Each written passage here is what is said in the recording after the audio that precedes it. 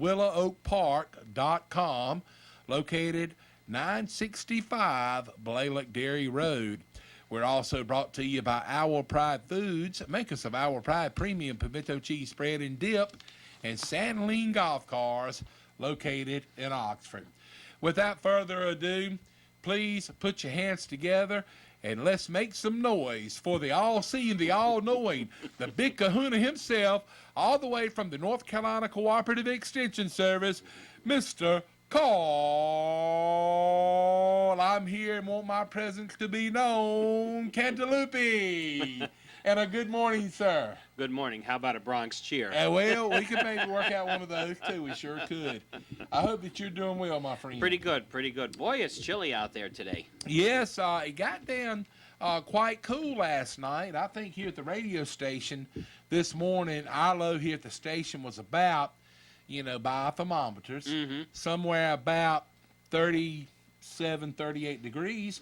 But the Person County Airport reported 32 as the low. So maybe it's getting a little bit south of here, it may have been a little bit cooler. And of course, a lot of times it depends if you're surrounded by trees or in a big open area. That has a lot to do with it. And they had said that it didn't get quite as cool last night as they had expected, because of the winds that we had. That's overnight. good. Well, that's good news for the strawberry growers. Yeah. So either way, it's just one of those things to where it's always a lot of different things that come into play to make things happen. We are live in the studio, by the way, 336-599-0266, and want to let you know you can call in and ask the question to Mr. Carl Cantaloupe of the North Carolina Cooperative Extension Service. Today we're going to be talking about fig trees, harvesting rhubarb, and other general information that you could use this time of year. Okay. All righty, Mr. Carl, where you want to jump in at? Let's see. Actually, that phone call is on hold for Kilby, so it's not for us. So okay. That phone call is for Kilby, so I should have told him that a few minutes ago. Thanks for reminding me. Okay. Well, I guess we can start out by saying, excuse me, if people have fig trees planted in their backyards, in their landscape, you might want to look at them very carefully. I had a large fig tree in the backyard, and of course, remember last year we had a very cold winter, and we got a lot of damage on fig trees last year. I remember that as well. They came out of it. They were a little bit later, but they were in a weakened condition. So what has happened, what I've seen on my tree is that areas of the trunk, the bark has split, and this year they just did not come out at all. So my theory is that, being that they were in a weakened condition last year from the cold winter, they had enough energy to leaf out and produce fruit. I had some fruit last year, not as many as I normally do, and actually there was a lot of fruits that remained on the tree that never really filled out last year. And I think that the trees were in such a weakened condition they just couldn't stand any cold temperatures this past winter. So they died. So I'm in the process of replanting one, and other people have called in and told me the same thing. And I thought, well, just wait a little longer until you see new growth. But if you cut into the trunk and it's brown, that's it. It's not coming back.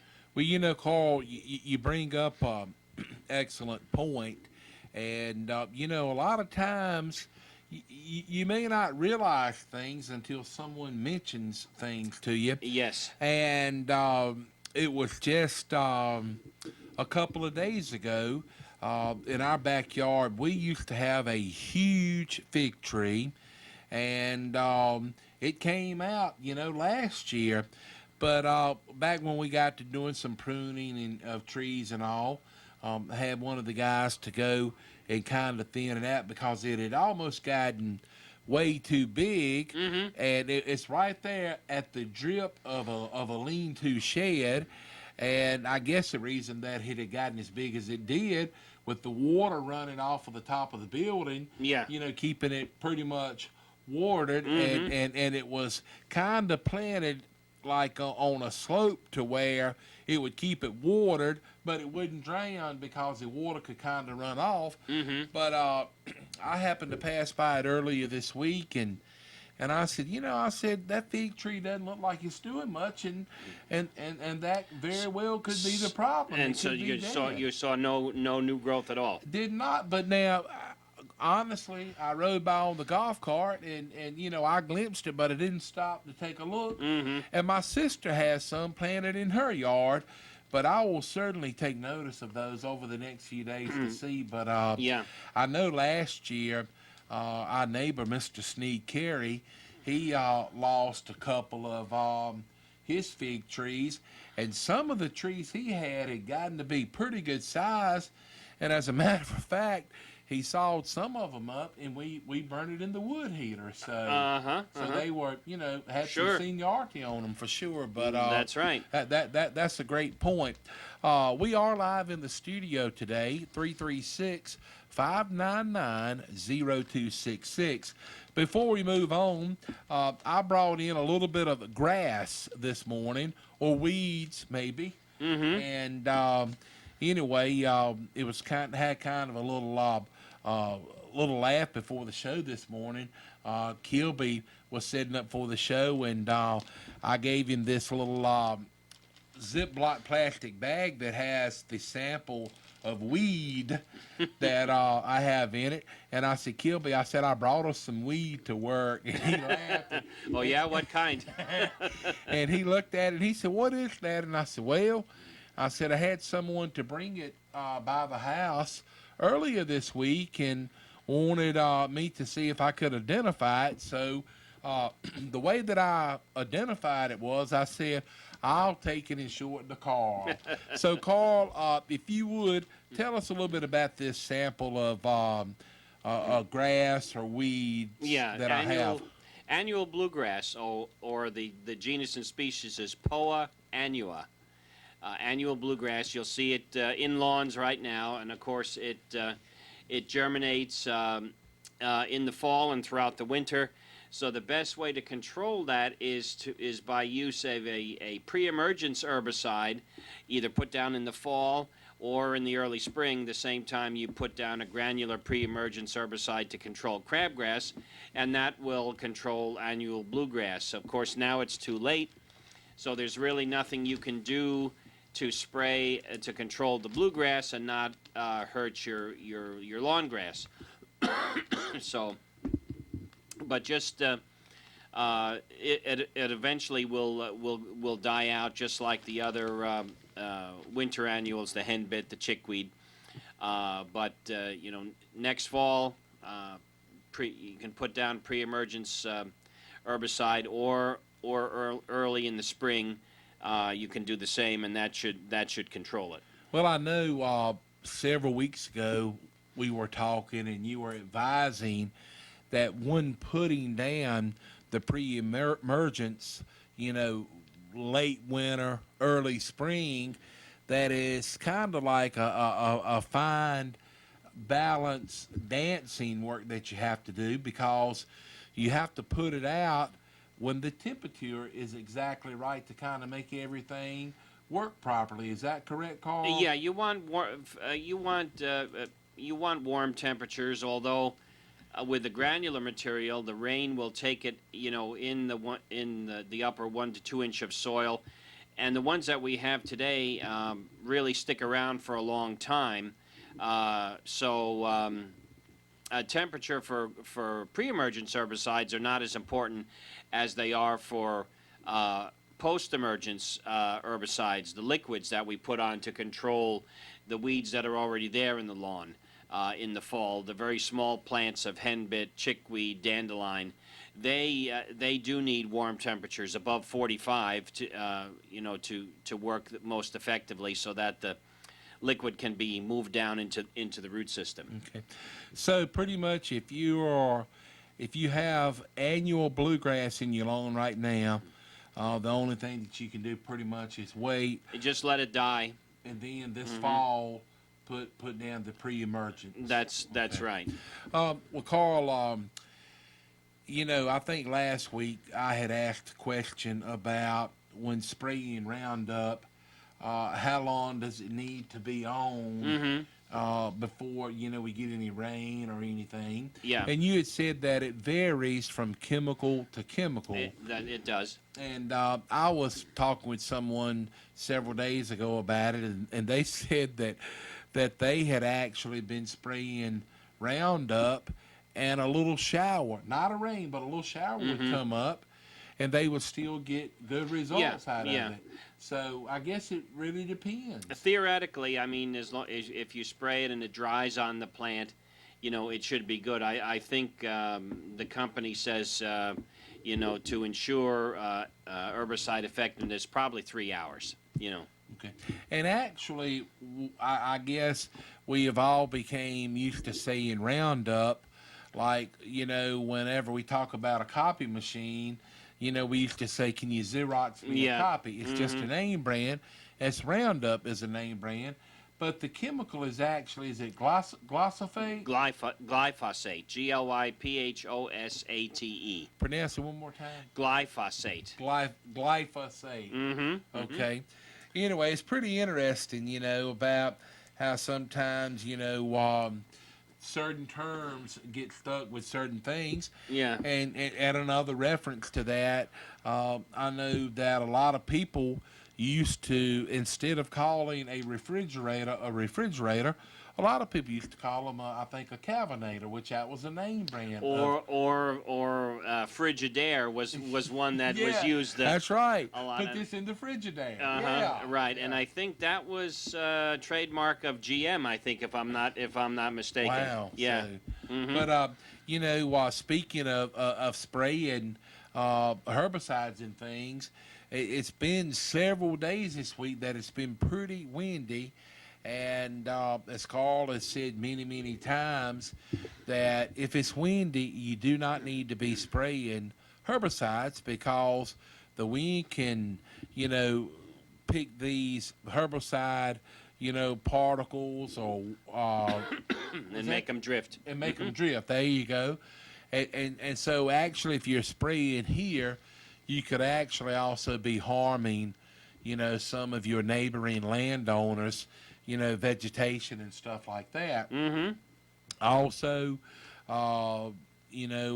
when spraying, try not to spray at temperatures warmer than 85 degrees because what do you call that when it kind of like does something to the air? It vaporize the particles can vaporize, in the air, or volatilize, so that the wind can move them very easily off the target area. And Carl, I know you sit over there and you wonder sometime if I'm listening. And believe it or not, most of the time I am. So I pick up on some of the stuff. The old expression, a blind hog finds the acorn every now and then. Well, like I tell you what, let's get a word on for T.G. Brooks Company, and then we'll come back in and talk about some of the topics at hand. We've got 4 sponsors of the show today, and we'll head down to Timberlake to T.G. Brooks Company, in business since 1936. We love it. Spring bursting open. T.G. Brooks Company is ready. They've got them in. They have tomato plants, cabbage, broccoli, collards, lettuce, Brussels sprouts, herbs like basil, chives, thyme, oregano, dill, cilantro, peppermint. They have lavender. They're geared up for the planting season. April is the month to really get things going for spring and summer. Fresh garden seeds are in and ready to plant. Reseed your lawn with clean, fresh seed. And they have the fertilizer, lime, herbicides for weed control. And if you need mulch, wow, do they ever have mulch, even the triple ground mulch. Do you need straw, pine needles? How about potting soil, planting soil, or cow manure? They have spreaders. They have aerators for sale or for rent. No matter if you are the homeowner or if you are a commercial landscaper, T.G. Brooks Company handles everybody with the same courteous service. They can arrange delivery, or you can pull up in your pickup truck, your trailer. They'll load your mulch for you. The bag products like pine mulch, they'll load it in your car or in your trailer or your SUV or your van. It's exciting to see spring and April in the growing season. When the day's all done, nothing tops it off like a hand-cut ribeye steak here in April, cooked to your liking on your grill. Make tracks to 411 Helena Maria Road in Timberlake and phone them at 364-2428. As always, T.G. Brooks Company has proudly served the homeowner, the farmer, and those in construction since way back in 1936. They welcome people from all over Person County, Rougemont, Northern Durham, and of course Southern Person County. T.G. Brooks Company. Here we are back on the Gardeners Corner program, and during the break, Carl was talking a little bit more. You know, I made reference a little while ago about some of the older generation used to refer to a refrigerator as a Calvinator, and Carl said that, you know, people would refer to him as the Frigidaire. And he was telling me that his aunt had a refrigerator made by International Harvester. Yeah, she did. And then you said something about Ford. Ford had Philco. Philco was their appliance branch, and you know GM was GM had Frigidaire. Yeah. And I did not know that, you know, Philco was a part of Ford. But anyway, I told Carl that one of the neighbors across the road passed away, and the children, you know, was doing some, you know, cleaning of the house and everything, and they brought the refrigerator outside, and it was an old Philco refrigerator. Yeah. And the reason they brought it outside was to defrost the freezer. So I don't know if this refrigerator was made in the, you know, 50s or whenever, but it was still in use. Yeah, the old ones lasted for a long time, because I think the real old ones had very little moving parts, and they lasted a long time.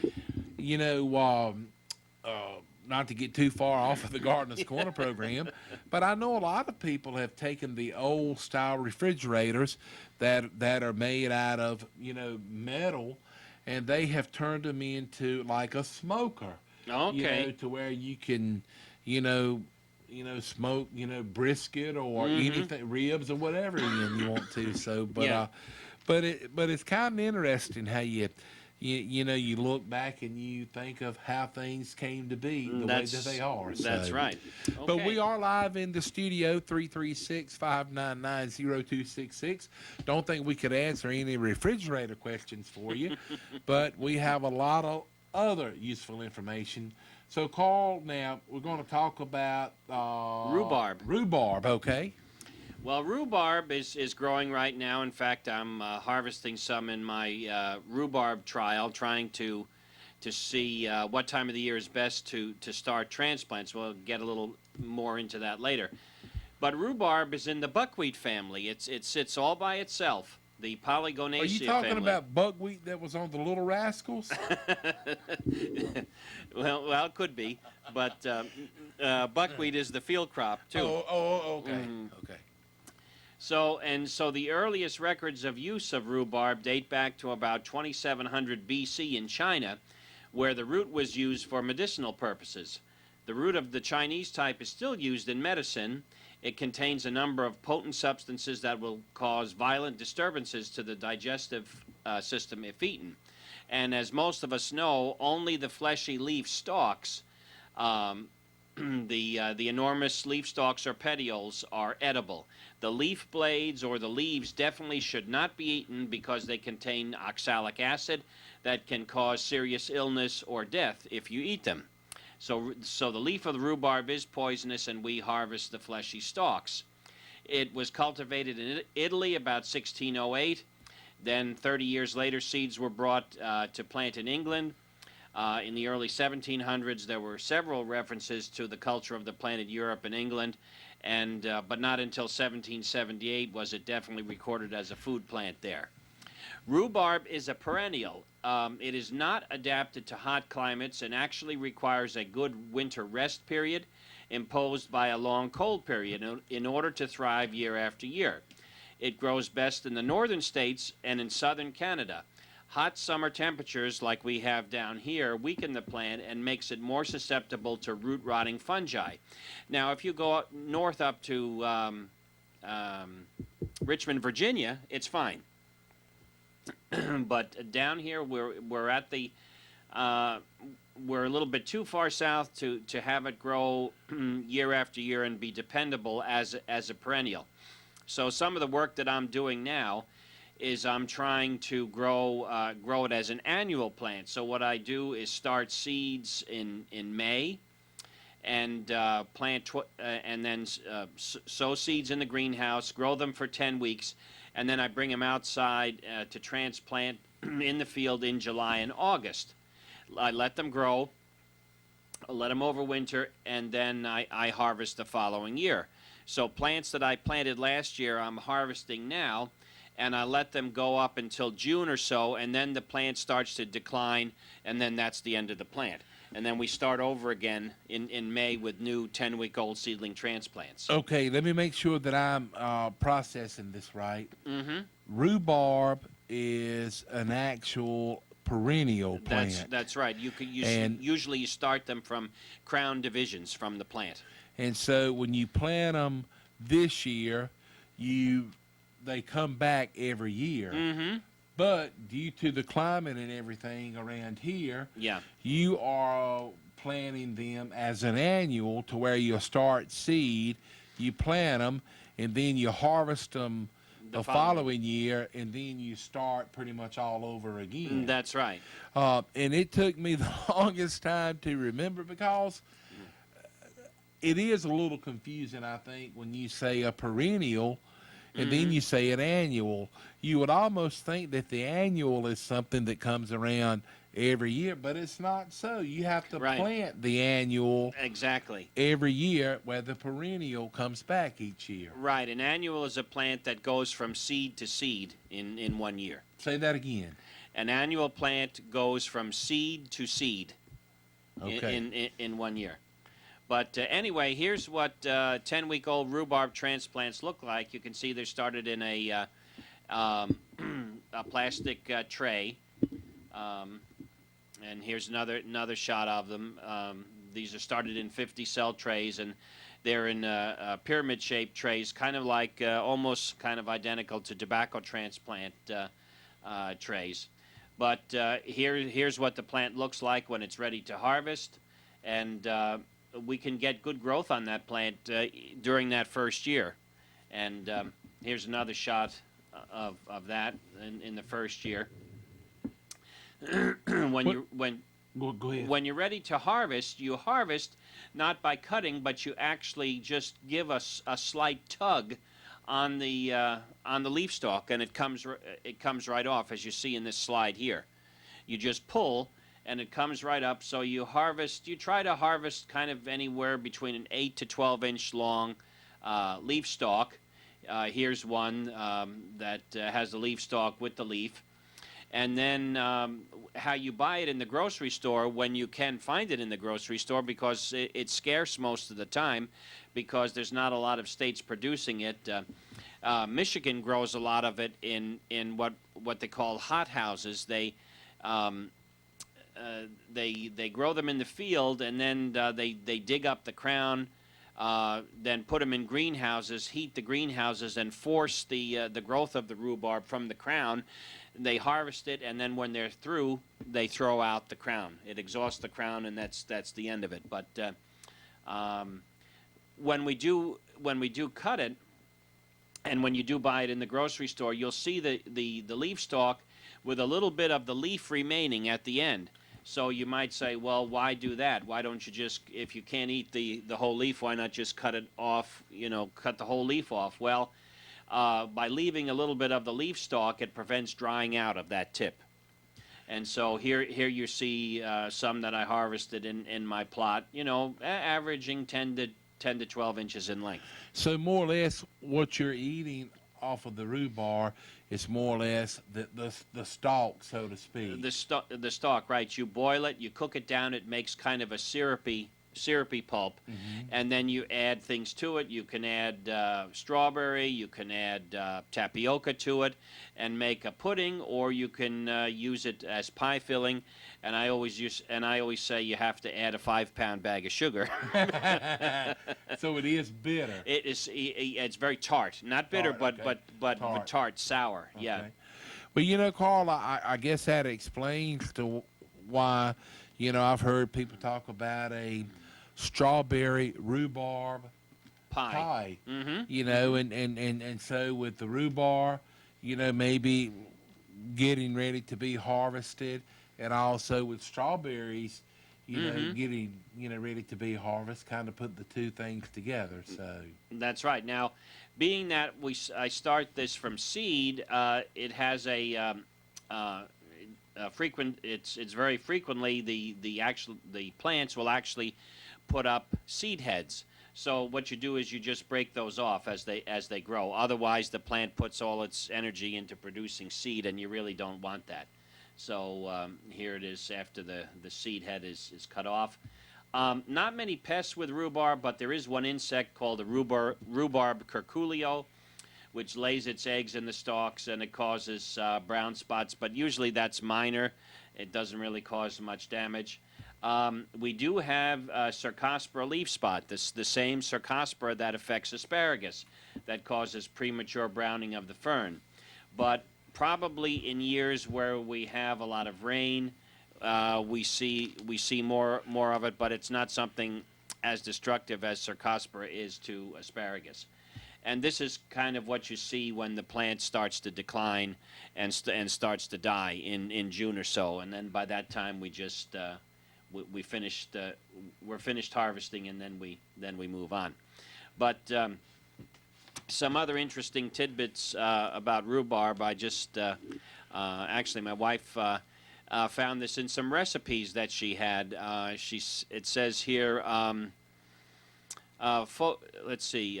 Folklore has it that rhubarb has medicinal power. In ancient China, it was valued as a laxative and a means of reducing fever. What else here? Rhubarb is the title of a 1951 movie about a cat named Rhubarb who inherits a baseball team. Stars Ray Milland, Jan Sterling, William Frawley, who was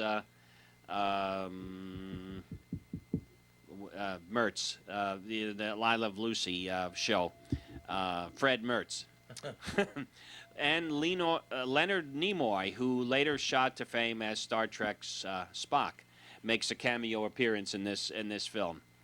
Rhubarb is the reason for a number of festivals around the world. North America's southernmost rhubarb festival is in Lancaster County, Pennsylvania. Rhubarb is applied by some people to restore the shine to pots and pans that have been burnt. Rhubarb makes a nice additive to homemade paper. The root can make a strong dye, creating a more golden hair color on blonde or light brown hair. Simmer 3 tablespoons of rhubarb root in 2 cups of water for 15 minutes. Set aside overnight and strain.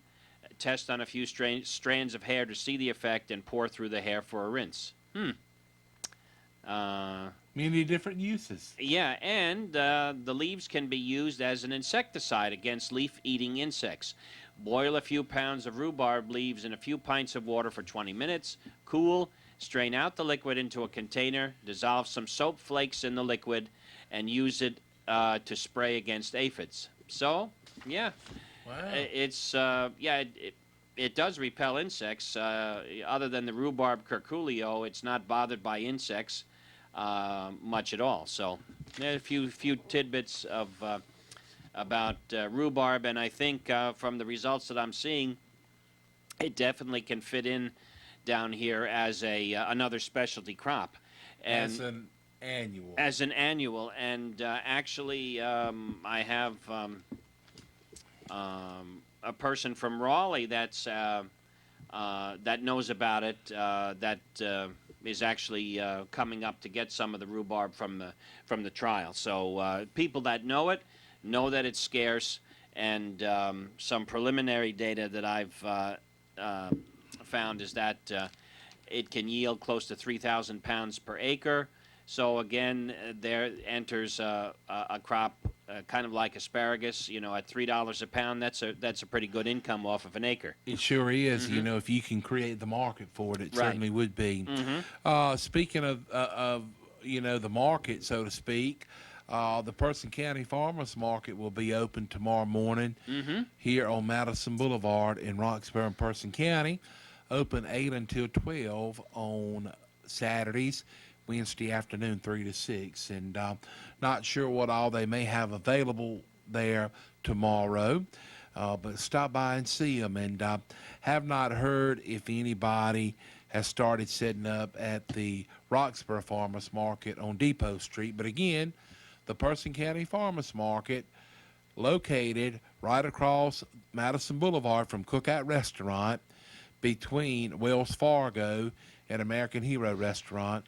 The Person County Farmers Market will be open tomorrow morning. Right. We need to get a word on for one of our other fine supporting sponsors of the Gardener's Corner program. I made mention earlier about the Willow Oak Park is having their Bluegrass Festival. It started yesterday, runs today and tomorrow, out on Blaylock Dairy Road, 965 Blaylock Dairy Road. So we'll take a trip out to Willow Oak Park and find out more information about that festival that actually started yesterday. Get ready for Willow Oak Music Park's Family Style Bluegrass Music Festival, April 23rd through the 25th, featuring Lawson Creek, the Speedy Brothers, Little Roy and Lizzie Show, Feller and Hill and the Bluegrass Buckaroos, James King Band, Marty Rabin and Full Circle, Carl Shiflett and the Big Country Show, Darrell Webb Band, Nothing Fancy, Commonwealth Bluegrass Band, Junior Sisk and Rambler's Choice, the Malpas Brothers, and Russell Moore and Third Time Out. Mister, won't you take me farther on down the tracks? I've got to find a way, can't wait another day to see the pretty little girl from Galax. One of the most beautiful parks on the East Coast with lots of camping spots. There have been some schedule changes to the lineup at Willow Oak Park. Malpas Brothers will switch with Darrell Webb Band. Malpas Brothers on Friday 3 and 9, Darrell Webb Saturday 3 and 9, and Michelle Nixon and Drive Saturday 2 and 8. WillowOakPark.com. That's WillowOakPark.com. April 23rd through the 25th, Willow Oak Park is 3.5 miles south of Roxborough on Blaylock Dairy Road off Highway 49. Here we are back on the Gardener's Corner program, brought to you today by Willow Oak Park T.G. Brooks Company. Coming up in just a few minutes, we'll tell you about Sandling Golf Cars and Our Pride Foods, makers of Our Pride Premium Pimento Cheese Spread and Dip. We are live in the studio. You can call 336-599-0266. That's 336-599-0266. Carl, I know you got several other things that you want to talk about, but one thing you had also mentioned about soil samples, about a good time of the year to go ahead and do soil sampling. That's correct. For Bermuda grass lawns, if people want to grow Bermuda grass, it's getting to be the time that they can be started from seed. Late May, early June, now's the time to take soil samples for Bermuda grass lawns, and just go out to the lawn area, take several random samples down 6 inches deep, mix the samples together in a clean pail, and then bring in enough or take out enough of that mixed soil to fill up a small Ziploc bag and bring it into the extension office. So after you send the sample in, you'll get your results back, and then you'll be ready to seed. So I would say we're almost in the beginning of May. Anytime that you want to go out and spray Roundup on the area that you want to have a Bermuda grass lawn in, it's very important to get rid of the existing vegetation. So spray with Roundup, wait 2 weeks, By that time, you'll have the results of the soil sample back. You can add your lime and fertilizer to the dead vegetation and till everything in. So, again, late May, early June is the best time to sow Bermuda grass seed. You don't need as much seed for Bermuda grass lawn as you do for a cool season grass. You only need 1 to 2 pounds of seed per 1,000 square feet with Bermuda. So a little bit goes a long way, but it's important to get it established so that it starts to grow in the warm summer months so that it puts down a good root system before winter. Okay. Well, as you have always said, with cool season grasses, with fescue, you need to put a lot of seed out because fescue will sometimes grow in clumps. It's a clump grass, that's right. But when you put down a lot of seed, it makes it more of a carpet grass, so to speak. And so a lot of times if you walk out in a lawn that the grass is thin, you will notice how the fescue grows in clumps. So, That's right. And I know a lot of people have already started mowing their lawns, and I've mowed ours several times. One thing to maybe kind of do yourself a favor, don't scalp your lawn, because when you mow your grass down, say to about 1 inch to 1.5 inches, you really make it hard for the cool season grasses to survive. If you would raise your deck on the lawnmower up and cut your grass no shorter than 3 inches, it still looks good. But the purpose of doing this, it allows to give the roots some shade, so when we have the hot times of the season, the grass can survive a little better. That's right. So, And scalping your lawn makes an ideal environment for weed seeds to germinate and grow. Weeds cannot grow in a dense, thick turf. And well, I'm not going to say that, but anyway, pretty much nothing grows good in the shade. That's it. And also it keeps the grass keeps the soil temperatures cooler, and it also blocks out the sunlight that's necessary for weeds to grow. So if you maintain a good, healthy stand of thick, dense turf, then automatically that shades out weeds and they don't allow them to get started. All righty, we are live in the studio, 336-599-0266. If you've got a question for Carl, give us a call. He'll do his best to give you an accurate answer. Now, Carl, you was also telling me before show time that you had someone say that they think that they may have fire ants. That's correct. And I wouldn't be surprised if we don't see any fire ant mounds in Person County. They're already in Granville County, as far north as Oxford. And like I say, I wouldn't be surprised if we see some this year. This is what a fire ant mound looks like. They actually go down and tunnel into the ground. They pull up soil and deposit it on top of the lawn. They especially like to make their mounds close to a sidewalk or driveway, areas of the lawn where you have a nice heat source, where these surfaces hold heat longer. That's where you'll find a lot of mounds.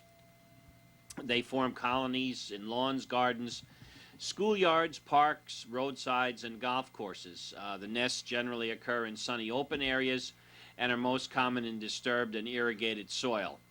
Mounds are 4 to 24 inches tall and have no visible surface entrance, but the mounds are accessed through subterranean tunnels that spoke out from the central mound, and so they can go very, very deep.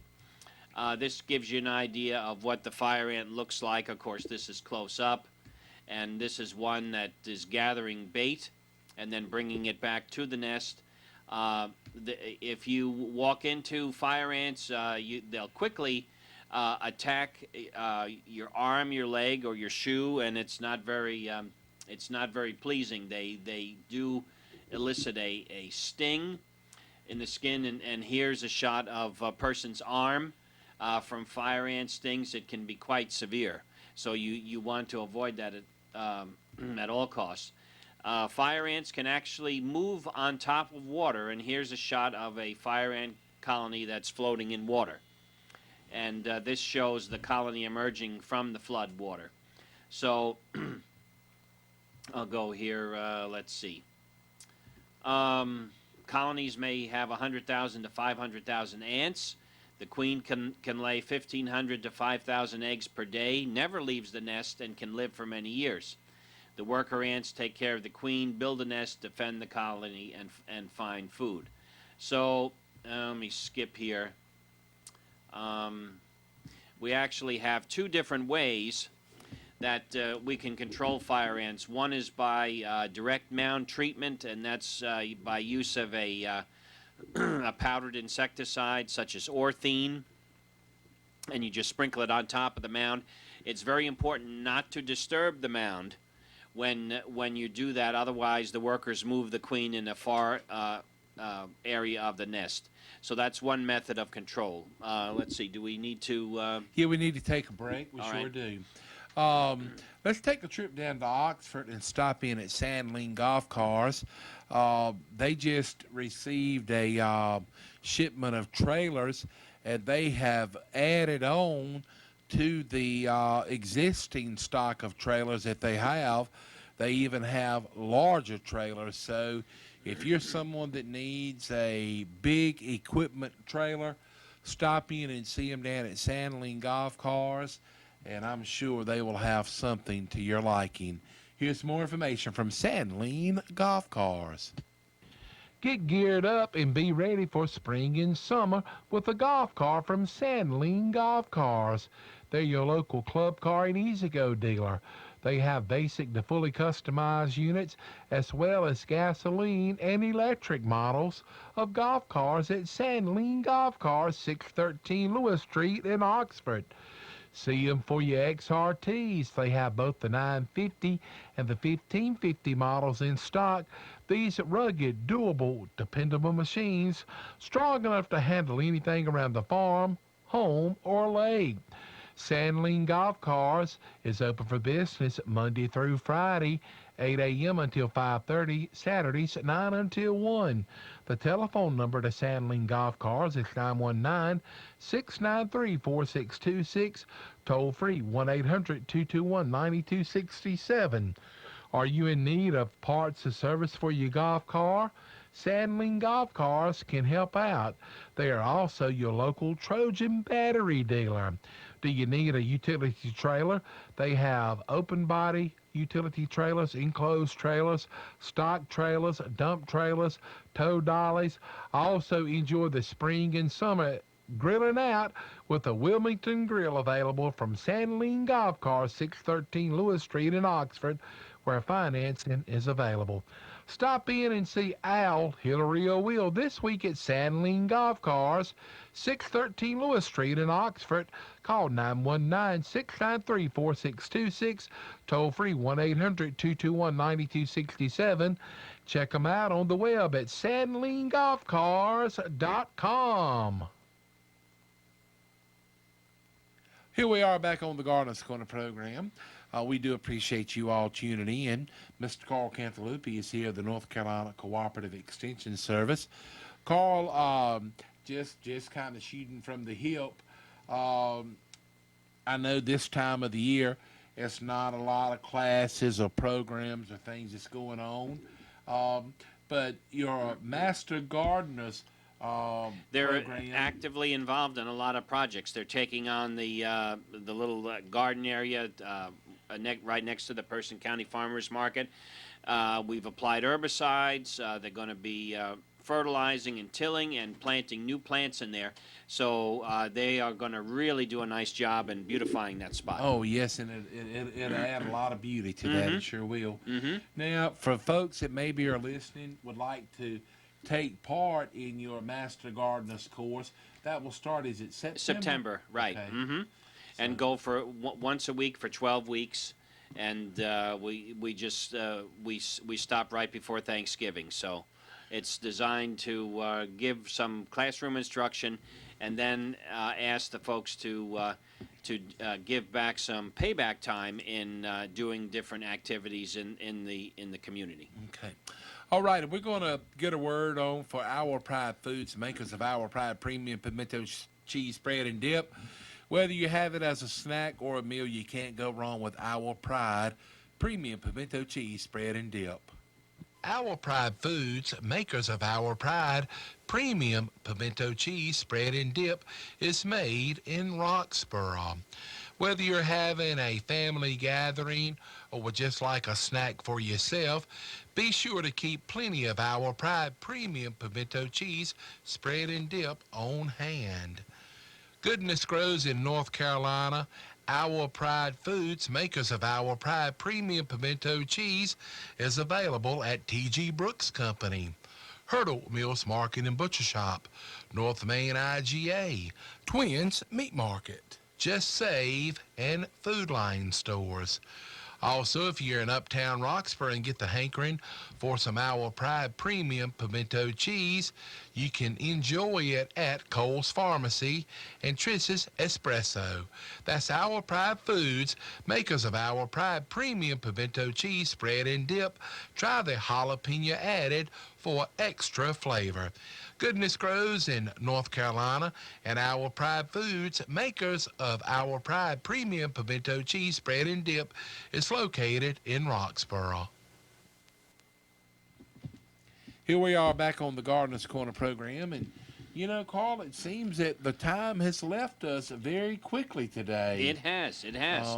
Anyway, would like to let you all know that those of you that are listening on the radio, if you would like to see past editions of the Gardener's Corner program, you can log on to radioroxborough.com, and there on the website you can see past shows of the Gardener's Corner program. And many times Carl has a lot of slides that he can put up on the TV screen, but we just hadn't figured out how to send them out over the radio station, how people could see them. But we're still working on that, so just bear with us. Mm-hmm. But any closing remarks, Carl? Just be aware that if you have fig trees growing in your yard, they might be killed after the severe winter we had 2 years ago.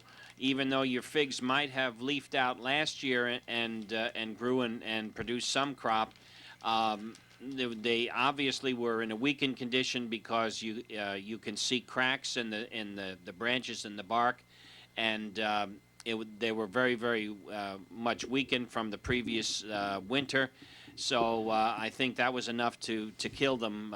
So you might have to look at replanting fig trees if you don't see any new growth coming out from the bottom, if you have brown growth, and if you can see some oozing of sap out of the branches. And you have the brown turkey fig, and what are the other? Celeste. Celeste is the other one, yeah. If you got cabbage, cauliflower, and broccoli growing, keep them fertilized. Add some nitrogen fertilizer to keep the plant making active growth so that they'll produce a head or stalk of broccoli before it gets too warm. Still time to put a pre-emergence crabgrass control granular product down to your lawn if you want. Make sure that you buy the herbicide by itself without the fertilizer, because now is not the time to be fertilizing your cool season grasses. And take soil samples if you want to try a Bermuda grass lawn. Okay.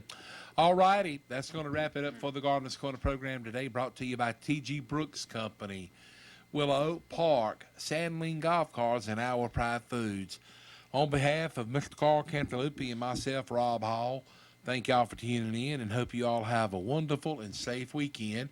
And thanks for tuning in to the Gardener's Corner program.